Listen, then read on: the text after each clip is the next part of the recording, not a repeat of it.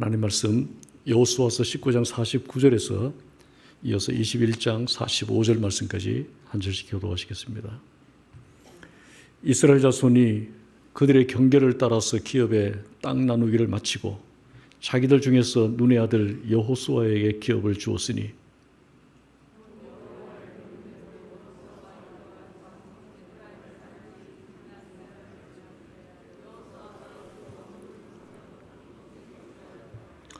제사장 엘르아살과 눈의 아들 여호수아와 이스라엘 자손의 지파의 족장들이 실로에 있는 회막문 여호와 앞에서 제비 뽑아 나눈 기업이 이러하니라. 이에 땅 나누는 일을 마쳤더라.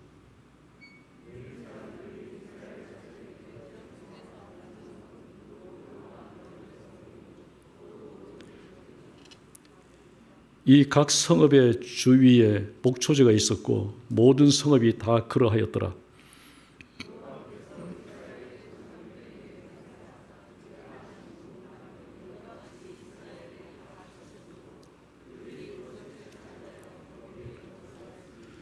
여호와께서 그들의 주위에 안식을 주셨으되 그 조상들에게 맹세하신 대로 하셨으므로 그들의 모든 원수들 중에 그들과 맞선 자가 하나도 없었으니 이는 여호와께서 그들의 모든 원수들을 그들의 손에 넘겨주셨음이니라. 여호와께서 이스라엘 족속에게 말씀하신 선한 말씀이 하나도 남음이 없이 다 응하였더라. 아멘. 제가 선교지를 떠난 후에 몇 차례 이곳에서 예배를 드린 적이 있는데 그때는 비대면 예배로 성도들을 직접 대면하지 못한 것이 굉장히 안타까웠고 많이 서운했었는데 이렇게 여러분들 직접 대면해서 많은 성도님들을 뵐 수 있으니까 제가 지금 몸 안에 있는지 몸 밖에 있는지 이게 꿈인지 생신지 저는 굉장히 반가운데 여러분들 어떠실지 모르겠지만은 저는 굉장히 반가워서 너무 반가워가지고 너무 일찍 올라와버리고 그래서 여러분들을 보고 있었습니다. 오늘 하나님께서 우리의 귀한 만남을 통해서 우리에게 주실 은혜를 우리가 함께 나누기를 원합니다. 지난 3년 동안 우린 참 힘든 시간들을 어려운 시간들을 누구나 다 보내왔습니다. 얼마나 많이 힘드셨습니까? 이 어려움에 이 어둠의 터널을 어떻게 잘 견디셨습니까? 그동안 우리는 우리 개인뿐 아니라 우리의 가정이나 우리의 사회, 우리 국가, 온 세상이 정말 신음하면서 함께 고통을 감내해야 했던 그런 시간들을 보내왔습니다. 무엇보다도 교회가 힘을 잃고 조국 교회들이 문을 닫는 교회들이 많이 일어난 이런 모습들을 보면서 해외에서 참 마음을 찢는 그런 아픔의 시간들을 보내왔습니다. 여러분들 우리가 살아가면서 때로는 우리 인생 가운데 이와 같이 어려움들이 찾아올 때가 많습니다. 저희들이 3년 전에 이제 선교제를 떠날 때 그쯤부터 생각해도 그 바로 직전까지만 해도 가고 싶으면 언제든지 자유롭게 여행을 할 수 있고 왕래할 수 있었던 그런 때를 살다가 직항이 끊어지고 출입국이 너무 힘들고 많은 어려움과 불편함을 감수해야 됐고 까다로운 입국 절차와 그리고 수없이 많이 검사해야 되는 코로나 PCR 검사로 그리고 오매 가매 강제 격리를 당하는 그런 어려운 시간들을 너무 많이 보냈습니다. 그전에는 보고 싶으면 언제든지 찾아가서 볼 수 있는 그러한 시간들, 자유로운 시간들을 지내왔는데 보고 싶어도 할 수 없을 뿐 아니라 그 무엇보다도 그 사랑했던 사람들과의 기억에서 서서히 사라지면서 단절되어 간다는 그런 단절감으로 인해서 외로움이 생활하는 가운데서 가장 힘든 시간들을 보내왔습니다. 이와 같이 우리의 삶에는 좋은 날도 있고 나쁜 날도 있고 빛의 날과 어둠의 시간들, 그림자와 빛과 그림자가 항상 함께 공존하고 있습니다. 모든 것이 내 뜻대로 되는 것이 아니라 내 뜻과 내 생각과 다르게 진행되는 그런 일들을 만날 때 우리는 많은 어려움, 그런 고통을 당하기도 합니다. 그래서 밝은 부분이 있는가 하면 어두운 부분도 언제나 공존한다는 사실을 우리는 잘 알고 있습니다.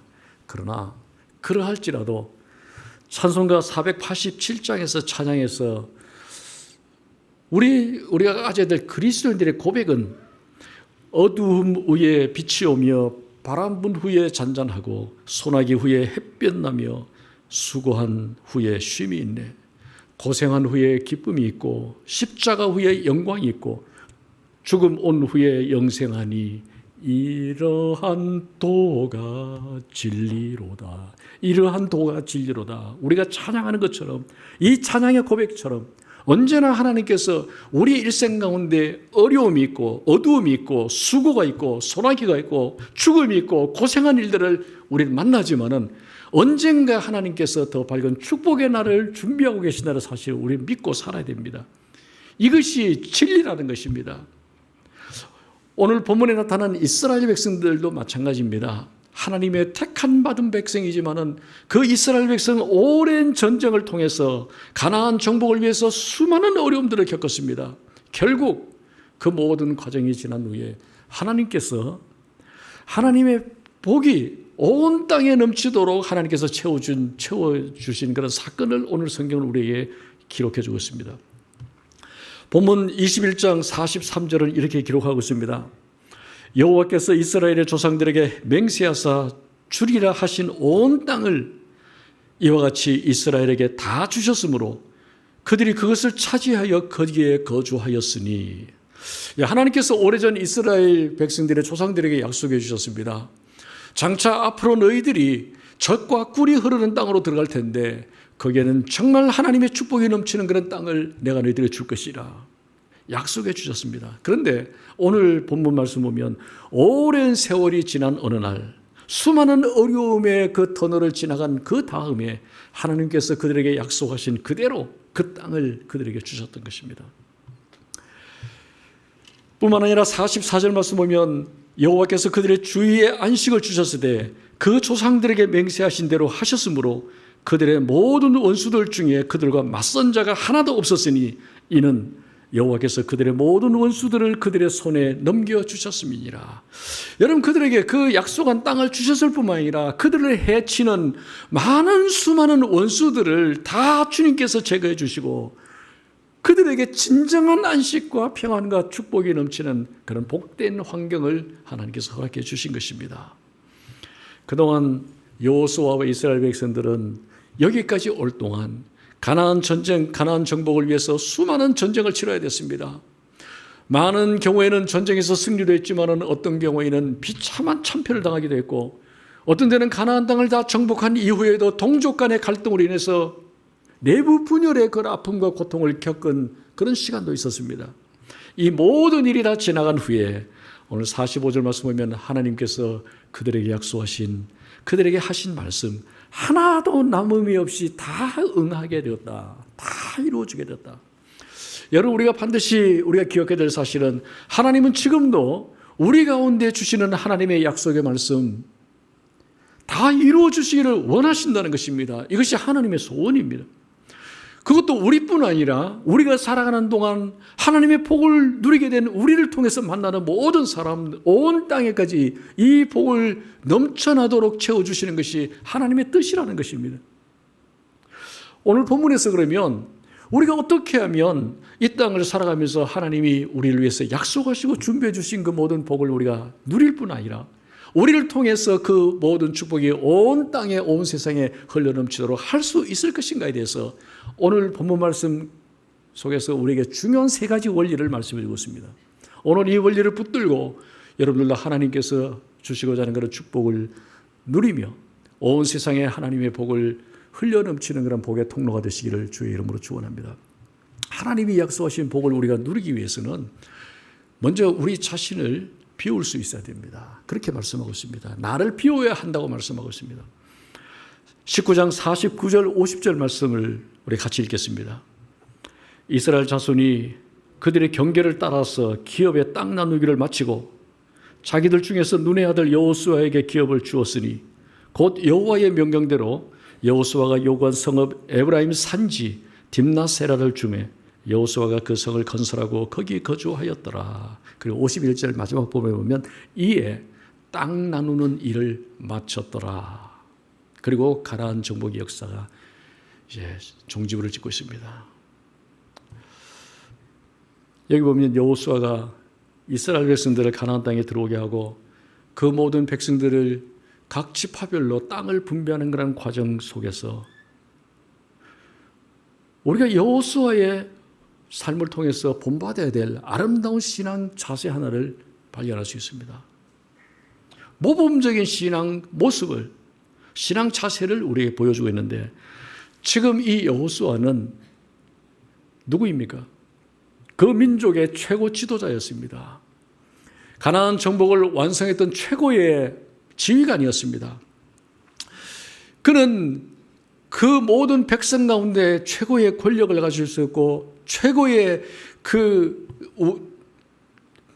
모든 것을 결정할 수 있는 그런 자리에 있었습니다. 최고의 모든 우선권을 가지고 있었던 최고의 지도자였습니다. 그러므로 그는 누구보다도 땅을 분배하는 그런 과정에서 자기가 제일 먼저 차지할 수 있는, 제일 좋은 땅을 차지할 수 있는 그런 특권을 가지고 있었던 사람이었습니다.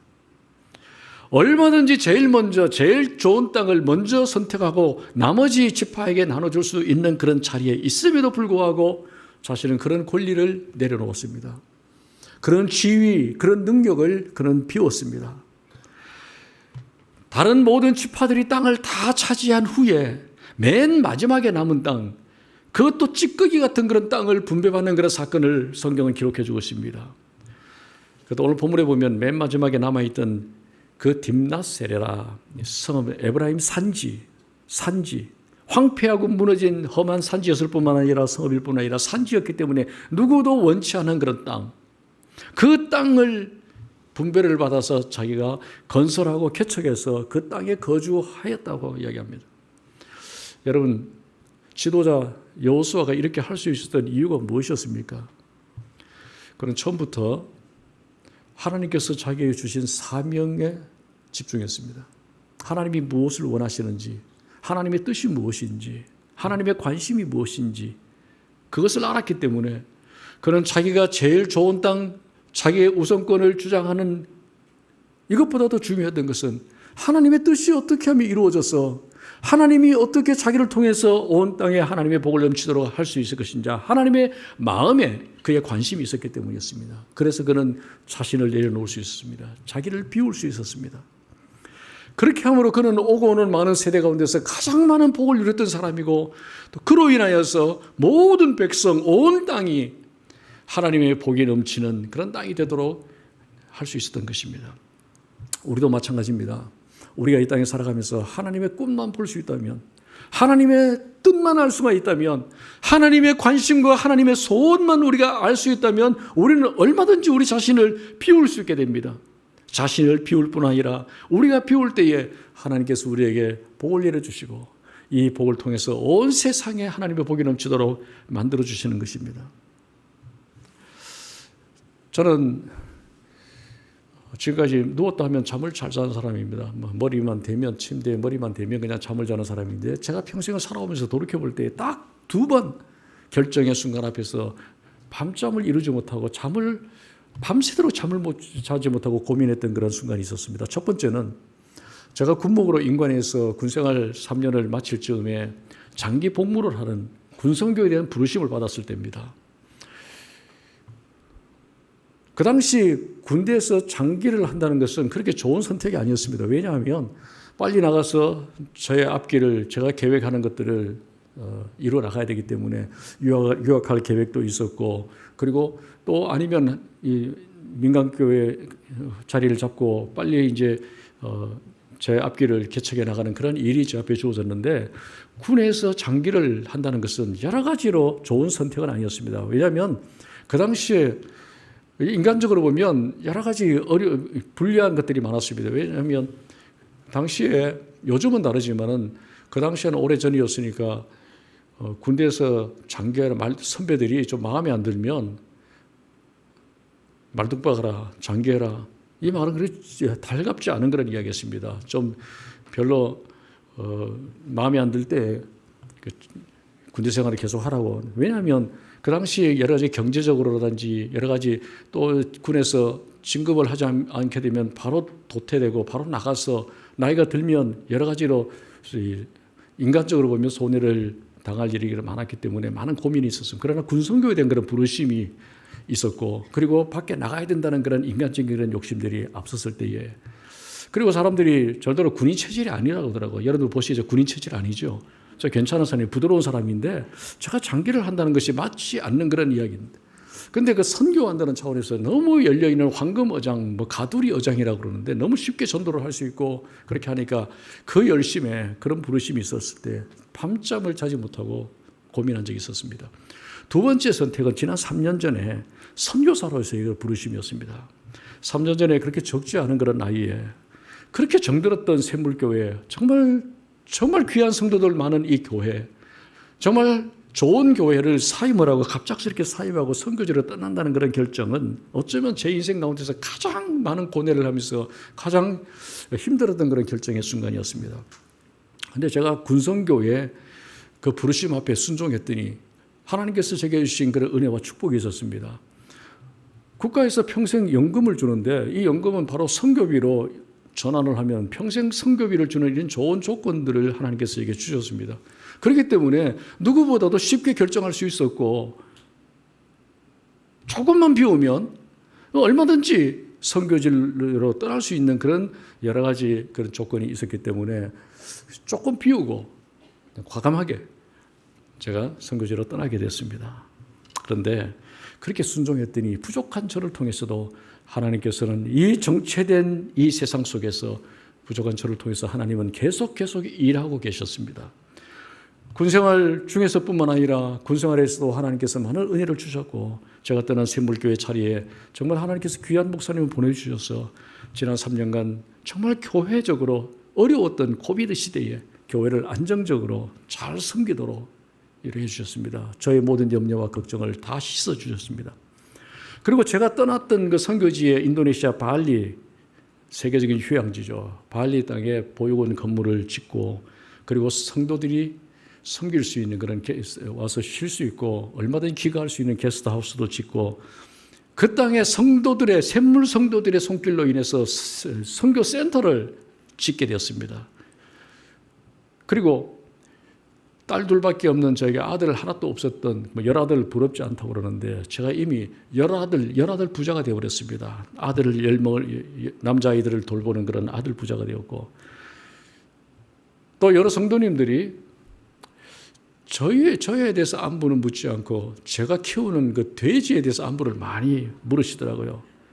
아시다시피 그 보육원 아이들의 가정, 그 극빈 가정들을 대대로 물려왔던 가난을 대물림하는 가난의 고리를 끊기 위해서 그 한국에 있는 NGO 단체에서 후원을 하고 돕겠다고 적극적으로 나서서 중간에서 역할을 하면서 양돈 사업을 하게 됐는데 벌써 15가정이 지금 자리를 잡고 있습니다. 한 가정당 250만 원 가지고 한 달에 그 사람들 250만 원이면 그들이 한 2년 연봉 된다는, 가난하게 사는 사람들이기 때문에 150만 원은 축사를 지어주고 1년 동안 사료비를 다 지어주고, 그리고 치료비, 모든 교육 관리비 다 이렇게 행정적으로 뒷바라지하면서 지원을 해주고, 딱 100만 원 가지고 새끼 돼지 8마리를 사주고 1년 동안 키워서 1년이나 1년 반을 키워가지고 그것을 팔면 그 돼지 새끼값 100만 원만 상환을 하게 되면 그 다음에 또 150만 원을 얹어가지고 또 다른 가정, 이웃의 가정을 이렇게 계속해서 섬기게 되는 이런 프로젝트를 시작하게 됐고,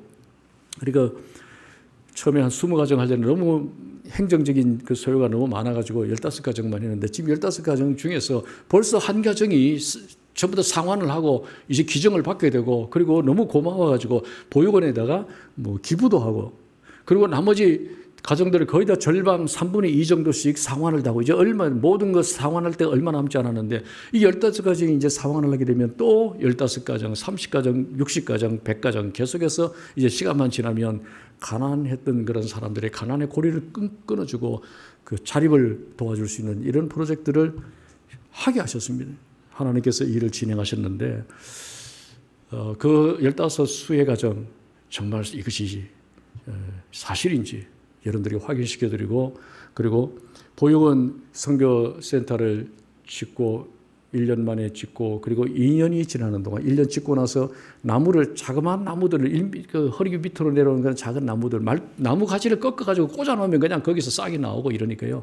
그래가지고 거기다 심어놨는데 2년이 지난 후에 하나님께서 어떻게 나무를 키우셨는지 그리고 그 안에 있는 아이들이 어떻게 그 2년 안에 어떻게 이렇게 숫자도 많이 늘고 생육하고 번성하게 됐는지 그 영상을 잠깐은 보시겠습니다.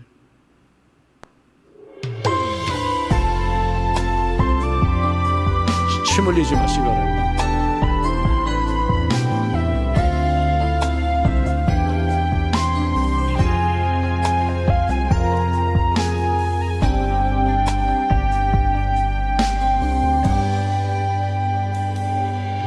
날이 저물어 갈 때 빈들에서 걸을 때 그때가 하나님의 때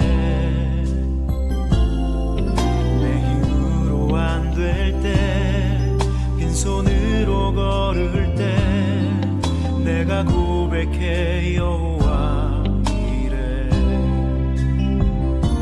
주가 일하시네 주가 일하시네 주께 아끼지 않는 자에게 주가 일하시네 주가 일하시네 신뢰하며 걷는 자에게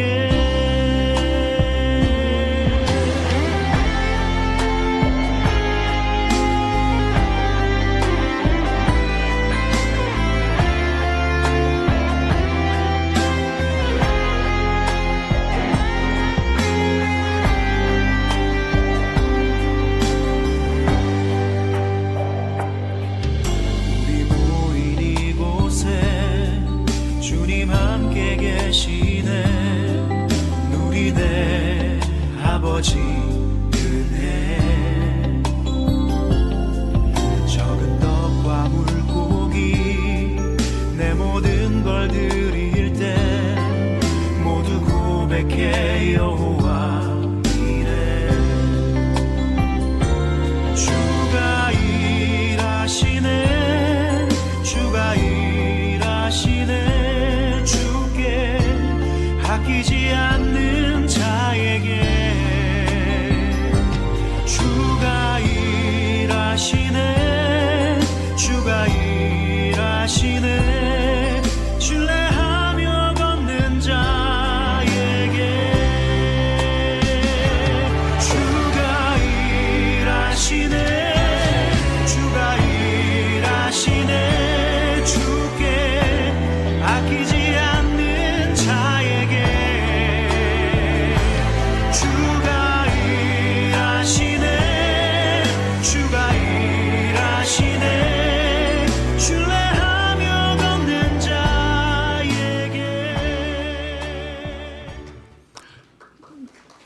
샘물교회 성도들의 헌신으로 이런 센터가 지어지게 되고 샘물교회 성도들을 섬기기 위해서 그래서 준비하고 있는데 기회 되시면 실제로 한번 가서 확인해 보시기 바랍니다.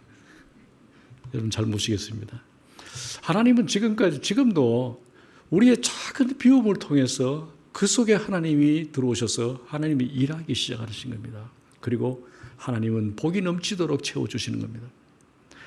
그런데 이렇게 비움으로 인해서 하나님이 일하시기 시작하셔서 복이 넘치는 가운데서도 비우지 못하는 일들이 있을 때에 하나님의 복이 차단되어지는 그런 경험들을 하게 됩니다.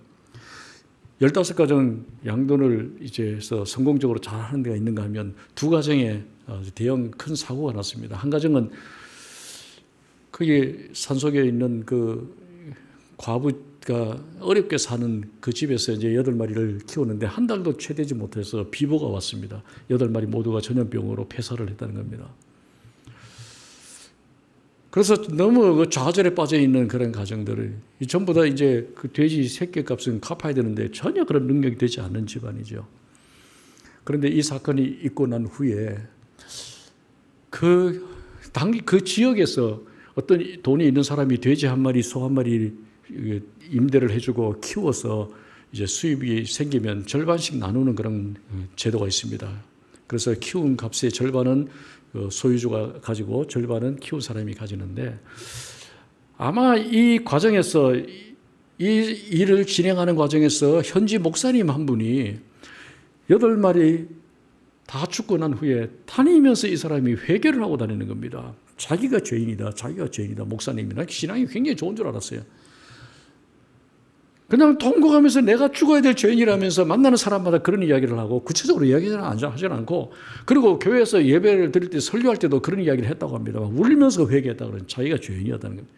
그래 여러 사람들이 들리는 이야기가 추정컨대 이 목사님이 중간에서 브로커 역할을 하면서 소개를 해주고 그 집에다가 그것을 이제 시작을 하게 했는데, 아마 그 과부집하고 그렇게 해서 수익금에 어느 정도 이렇게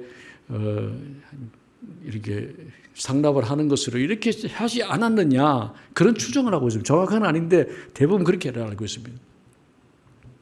또 한 가정은 4마리가 들어가는 그 축사에 4마리가 어느 날 갑자기 제법 컸는데 독극물로 폐사를 하게 된 겁니다. 수의사가 확인해 봤더니 독극물이 들어갔다는 겁니다.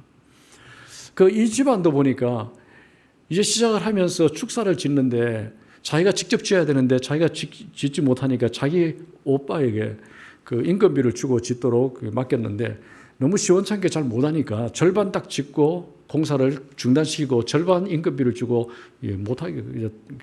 못하게 다른 사람으로 맡겨버렸다는 겁니다. 여기에 대한 자기 친오빠가 원한을 가지고 거기다 독극물을 넣은 겁니다. 그래서 4마리가 다 이렇게 죽게 됐는데, 그러니까 12마리가 죽었잖아요. 그 12마리를 죽었는데 뭐 정말 절망하고 있으니까 할 수 없잖아요. 그래서 이제 본부에서는 뭐 한두 마리밖에 지원을 못 받기 때문에 또 이렇게 제가 또 자비롭잖아요. 제가 또 그런 사람들을 또 살릴 수 있도록 하기 위해서 돼지를 다 사서 다시 집어넣어주고 새로 시작할 수 있도록 그렇게 하는 일들이 있었습니다. 여러분, 우리가 인생을 살아가면서 우리가 기억해야 될 사실은, 하나님의 꿈을 볼 수 있을 때에 나를 비울 수 있고, 나를 비우게 될 때 그때 하나님은 역사하시고 일하기 시작하시는데, 내가 비우지 못하고 내 욕심을 채우고 내가 움켜쥐고 그렇게 할 때에 하나님이 흘러들어오는 축복이 차단되어지는 일들을 우리가 보게 되는 것입니다. 나를 욕심으로 채울 때에 하나님의 축복은 사라지게 되는 것입니다. 나를 채우려고 할 때에 하나님의 복은 차단되어지는 겁니다. 오늘 여러분들이 아직도 비우지 못하고 움켜쥐고 있음으로 인해서 차단되고 있는 내 욕심, 내 야망, 내 세상 염려와 재물의 유혹, 비우면 하나님께서 채우시고 비우면 은혜를 베푸실 텐데, 비우지 못하는 것들이 무엇이 있습니까? 여러분들 할 수만 있으면 여러분들 작은 것들을 비울 수 있기를 바랍니다. 내려놓고 손해보기 바랍니다. 그때 하나님께서 우리를 통해서 하나님의 복이 흘러넘치는 축복의 통로로 우리를 사용하여 주실 줄로 믿습니다. 이와 같이 우리가 하나님의 복을 누리고 이 복을 온 세상에 넘치게 하기 위해서는 나의 것을 비울 수 있어야 됩니다. 나를 비울 뿐만 아니라 나를 비운 후에는 두 번째는 하나님의 은혜를 내 속에 채워야 됩니다. 여호수아 20장 보면 여호수아가 땅 분배를 마친 후에 하나님께서 여호수아에게 도피성이라는 어떤 특별한 이 성읍 하나를 세우도록 하셨습니다. 이 도피성은 우리가 잘 알듯이 부지 중에 실수로 사람을 죽인 자가 그냥 밖으로 나가게 되면 그와 피해자가 관계되는 그 사람들에 의해서 보복을 당해서 생명이 위태롭기 때문에 그런 사람을 보호해 주기 위해서 일정 장소, 일정 성읍 속에 거하도록, 그래서 생명을 보존하기 위해서 만들어주신 하나님의 은총의 장소였습니다. 특별히 여호수아 20장 6절 보면 이 도피성에 대한 규례를 말씀하시면서 한 가지 특이한 표현을 말씀해 주고 있습니다. 6절 말씀 보시면 그 살인자는 회중 앞에 서서 재판을 받기까지 또는 그 당시 대제사장이 죽기까지 그 성읍에 거주하다가 그 후에 그 살인자는 그 성읍 곧 자기가 도망하여 나온 자기 성읍 자기 집으로 돌아갈지니라 하라 하시니라. 사람을 죽인 자가, 죽이고 도망친 살인자가 도피성에 들어가는데 언제까지 그 도피성에 있으라고 말하고 있습니까? 그 당시 대제사장이 죽기까지 그 성 안에 있으라고 이야기합니다. 살인자가 그냥 살아나간다는 것은 쉽지 않습니다. 자기가 살인을 했기 때문에, 죄를 지었기 때문에 죄의 대가를 치러야만 합니다. 그러나 살인한 그 당사자가 죄의 대가를 치르는 것이 아니고 대제사장이 죽기까지, 대제사장의 죽음으로 그 죄의 문제를 해결해 주신 사건, 히브리서 4장에 보면 여기에 나오는 이 대제사장이 누구라고 말씀하고 있습니까? 예수 그리스도가 우리의 대제사장 되신다고 말씀하고 있습니다. 예수님이 우리의 대제사장이 되셔서 자기 자신을 제물로 드린 사건, 이것이 바로 십자가 사건이지 않습니까? 그러므로 말미암아 사실은 내가 죄를 범했는데 내 죄 대신에 그분이 속죄함을, 죄를 죽음으로 죄 사함 받고 그 죄의 심판으로부터 자유로워지고 그 죄의 심판으로부터 해방되어서 자유롭게 정상적으로 살아갈 수 있도록 할 이 사건이 오늘 본문에 기록된 도피성의 제도입니다. 진정한 의미입니다. 그러므로 여호수아 20장에서 하나님께서 준비하신 이 도피성은 하나님의 특별한 은총의 장소였습니다. 범죄하고 어디로 도망쳐도 피할 곳이 없는 우리에게 다시 한번 새 생명의 기회를 주시고 다시 한번 죄로부터 자유함을 얻게 하셔서 허락해 주셔서 본래 위치로 죄 없는 상태로 돌아가셔서 정상적인 생활을 할 수 있을 뿐만 아니라 하나님 앞에서 당당한 삶을 살아갈 수 있도록 해주신 이 사건, 이것이 바로 오늘 본문에 나오는 도피성이었습니다. 여러분, 우리 삶 가운데 죄가 없는 사람이 누가 있습니까? 우리가 지은 모든 죄대로 심판을 받아야 된다면 우리가 살아남을 수 있는 자가 누가 있습니까? 아무도 존재할 수 없습니다.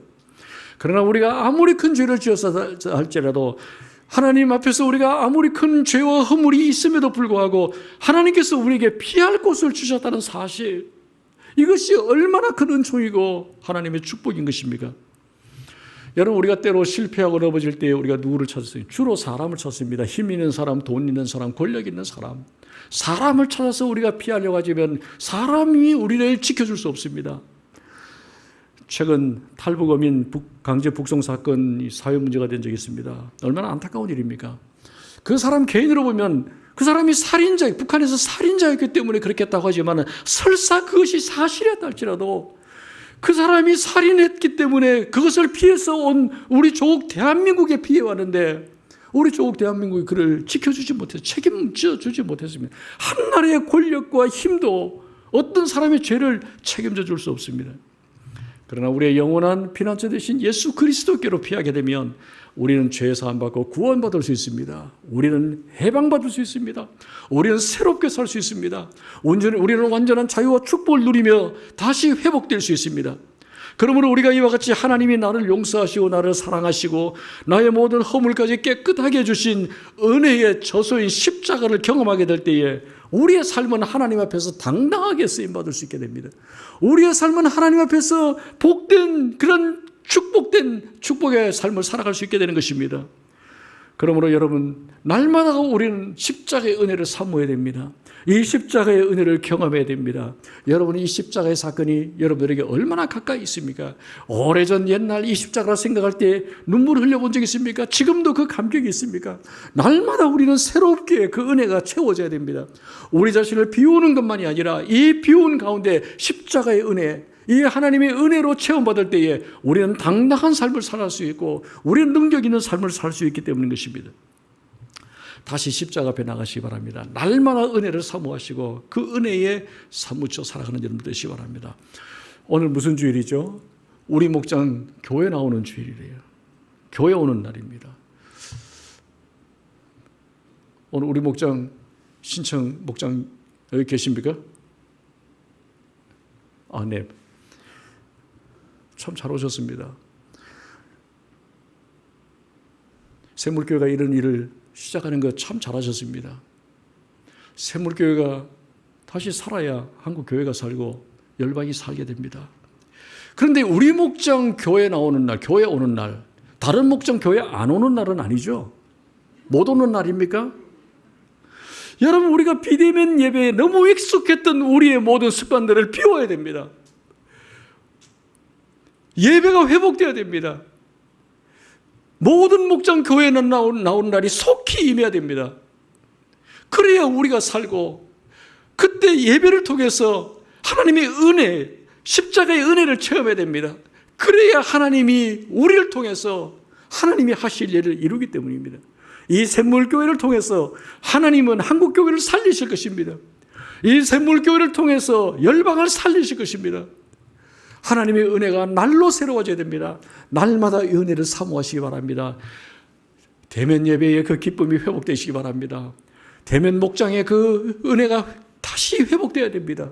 그래야 하나님 앞에서 우리는 복의 통로로 쓰임받을 수 있기 때문입니다. 나를 비울 뿐 아니라 이 하나님의 은혜로 나를 채우는 자에게 참된 자유와 기쁨이 있기 때문입니다. 이 십자가의 은혜로 나를 채우는 자만이 진정한 하나님의 축복을 누리게 될 뿐만 아니라 내가 누리는 이 축복을 온 세상에 흘러넘치게 할 수 있기 때문인 것입니다. 이와 같이 우리가 하나님의 은혜를 만방에 하나님의 복을 만방에 넘치게 하려면 먼저 나를 비워야 됩니다.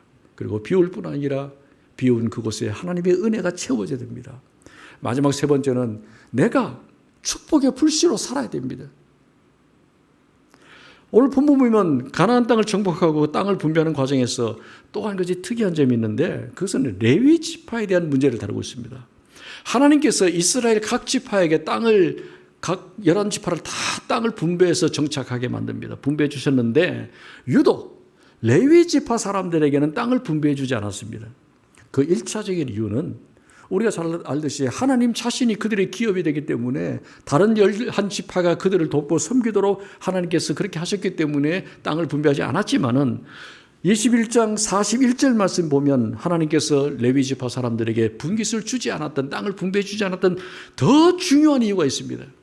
그것은 레위지파 사람들이 11지파에 흩어져 있는 11지파 사람들이 사는 그곳에 흩어져 들어가 살도록 그리고 그 성 안에서 그 지파 안에서 일정한 지역을 분배를 받아가지고 그 속에 들어가서 살 수 있도록 그렇게 하나님께서 하신 것입니다. 41절 42절 말씀을 같이 읽겠습니다. 레위 사람들이 이스라엘 자손의 기업 중에서 받은 성읍은 모두 48성읍이요 또 그 목초지들이라. 이 각 성읍의 주위에 목초지가 있었고 모든 성읍이 다 그러하였더라. 하나님께서 레위지파 사람들에게 분깃을 주지 않았던 대신에 레위지파를 다른 지파에 들어가 살도록 했는데 그 흩어져 들어가 살도록 조치했는데 그들에게 주어진 성읍이 몇 개라고요? 몇 개 성읍입니까? 48개 지역으로 들어가서 그 속에 흩어져 살도록 만드셨습니다. 여러분 왜 그렇게 하나님이 그렇게 하셨겠습니까? 여러분 레위지파 사람들은 못하는 사람입니까? 성막에서 하나님께 제사 드리는 그런 임무를 가지고 있습니다. 하나님을 예배하고 하나님을 섬기고 전적으로 그들의 사명은 하나님을 찬양하고 하나님을 섬기는 그 일을 하는 그런 지파 사람들, 그런 사람들인데 당시 레위 지파 이제 모든 지파들이 성막이 있는 곳에 한꺼번에 이제 다 흩어져 있기 때문에 모여가지고 하나님을 예배하고 제사하는 일은 불가능하게 되었습니다. 쉽지 않은 상황입니다. 그래서 하나님께서 하신 이 일이 뭐냐면 레위 지파 사람들을 각 지파에 들어가서 그 속에 흩어져 들어가 그 속에서 하나님을 예배하고 그 속에서 하나님께 제사하고 그 속에서 하나님을 찬양할 수 있도록 그래서 모든 민족이 다 하나님을 예배할 수 있도록 하기 위해서 조치를 취하신 것입니다. 그래서 흩어지게 만든 것입니다. 바로 여기에 하나님께서 오늘 우리에게 주신 사명이 있습니다. 베드로전서 2장 9절 말씀 보면 너희는 택하신 족속이요 왕같은 제사장들이요 거룩한 나라요 그의 소유가 된 백성이니 이는 너희를 어두운 데서 불러내어 그의 기이한 빛에 들어가게 하신 이의 아름다운 덕을 선포하게 하려 하심이라. 하나님께서 우리를 택해 주시고 우리를 왕같은 제사장으로 삼아 주시고 그래서 온 세상에 흩어져 가서 그곳에서 하나님을 선포하게 하기 위해서 하나님 우리를 부르시고 세우셨다는 것입니다.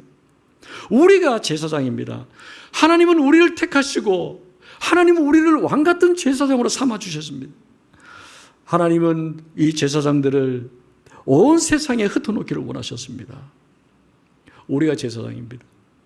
왕같은 제사장들이 온 세상을 다 덮는 제사장의 역할을 감당하도록 하나님께서 오늘 저 여러분들을 부르신 줄로 믿습니다.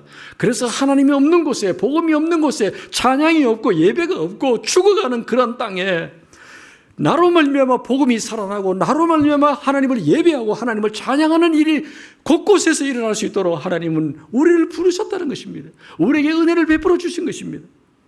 나로 말미암아 온 세상 모든 민족이 복을 받을 수 있도록 하나님은 이 사명을 우리 모두에게 맡겨주셨다는 것입니다.